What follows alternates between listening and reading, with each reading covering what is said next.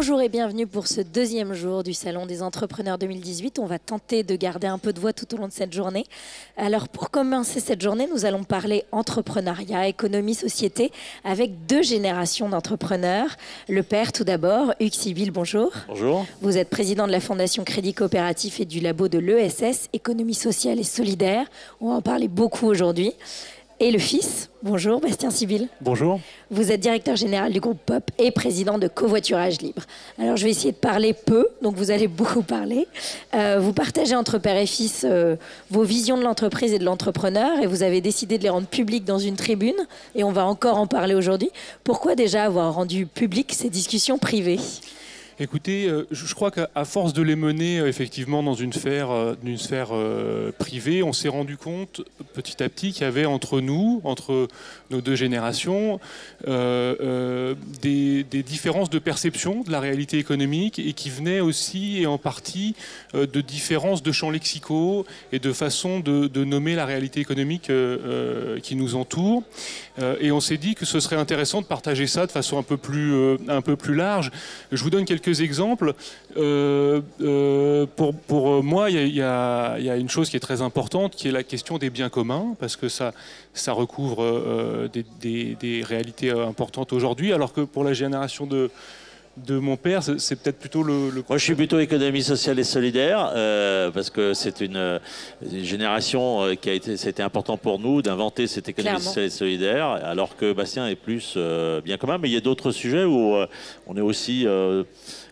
toi, tu es peut-être plus tourné sur les préoccupations écologiques. Absolument, absolument. Alors que toi, tu es plus sur les questions d'inclusion sociale qui ont été importantes. Et pourtant, j'ai l'impression que loin d'être...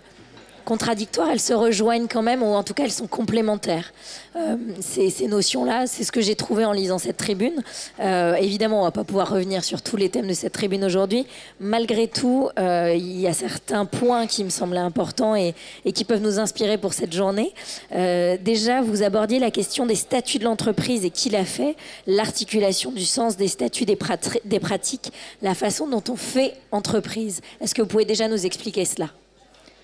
Bastien. Oui, tout à fait, volontiers. D'abord, c'est un débat le débat des statuts, des valeurs, des pratiques entrepreneuriales. C'est un débat que moi je connais dans l'économie sociale depuis que je m'y inscris. Et je pense qu'on ne va pas en fermer la page aujourd'hui. Mais c'est vrai qu'avec la naissance de l'entrepreneuriat social, on a eu une grosse question autour des statuts des pratiques. L'idée de base étant de se dire que les statuts ne font pas vertu, mais à l'inverse, la vertu, de temps en temps, quand elle peut être garantie par des statuts d'entreprise un peu spécifiques, ça lui donne une force, ça lui donne une permanence qui peut être importante dans les moments de la vie de l'entreprise un peu plus délicats. Voilà, alors... Oui.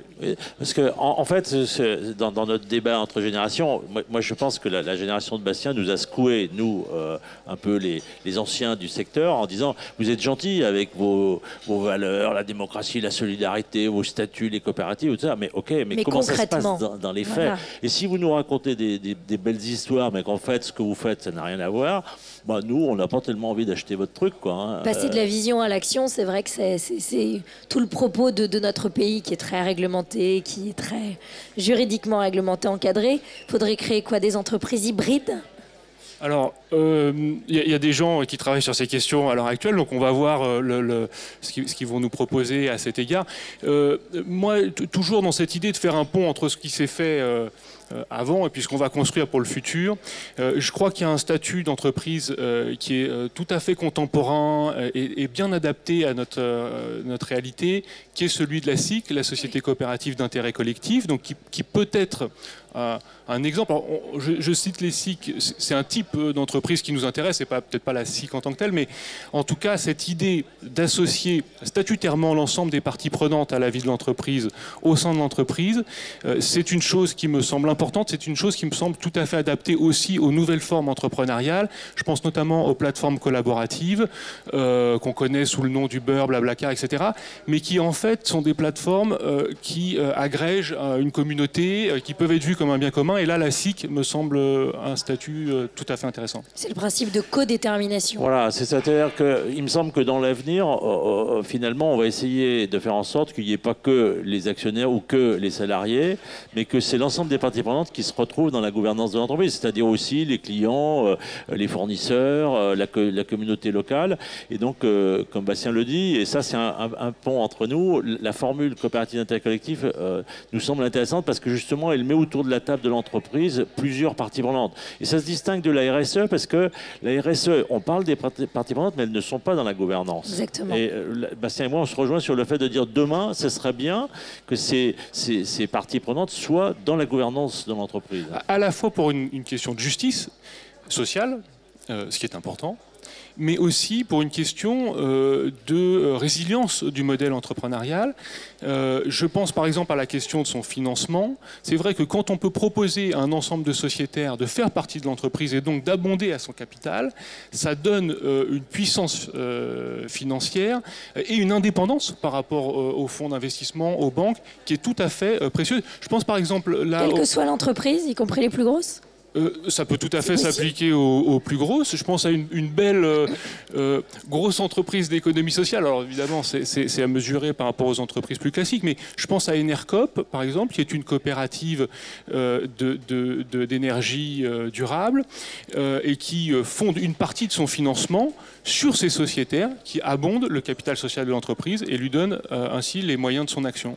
On peut d'ailleurs dire qu'en Allemagne, 50% des énergies renouvelables sont le fait de coopératives et de structures qui sont financées par les citoyens allemands. Donc c'est aussi quelque chose d'avenir de la forme coopérative ou de la forme d'économie sociale qui est de dire on peut lever de l'argent grâce à cette forme d'entreprise. Alors justement, vous le disiez au début, ces réflexions, vous les menez, mais elles sont effectivement menées globalement sur le plan national, puisque le gouvernement a lancé une réflexion pour définir cette nouvelle vision de l'entreprise et il y a des propositions qui sont en train d'être faites et qui devront être rendues le 1er mars.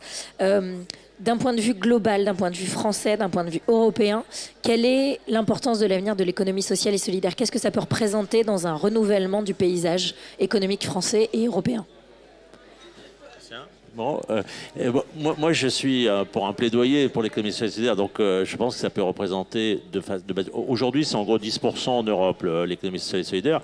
Et moi, ma volonté, c'est de passer de 10 à un peu plus, puis surtout d'influencer le modèle. C'est pas seulement passer de 10 à 15 ou de 15 à 20, c'est de dire qu'on influence le modèle. On voit aujourd'hui à l'échelle européenne qu'il y a véritablement une fenêtre ouverte et que ce qui s'est passé avec le Brexit et implique de trouver de nouvelles solutions, qu'il n'y ait pas une partie de la population qui se sente à l'écart de l'économie. La confiance peut revenir par là? Mais oui, le SA, c'est une façon de refabriquer de la confiance, de refabriquer de l'intégration des populations, de limiter les inégalités sociales et territoriales, et donc du coup de refabriquer de l'Europe où on vit ensemble et où on partage un certain nombre de dimensions européennes de l'économie et du social en même temps, et non pas une économie hyper compétitive d'un côté, et puis de l'autre côté, une redistribution sociale qui est en crise aujourd'hui. C'est pas où.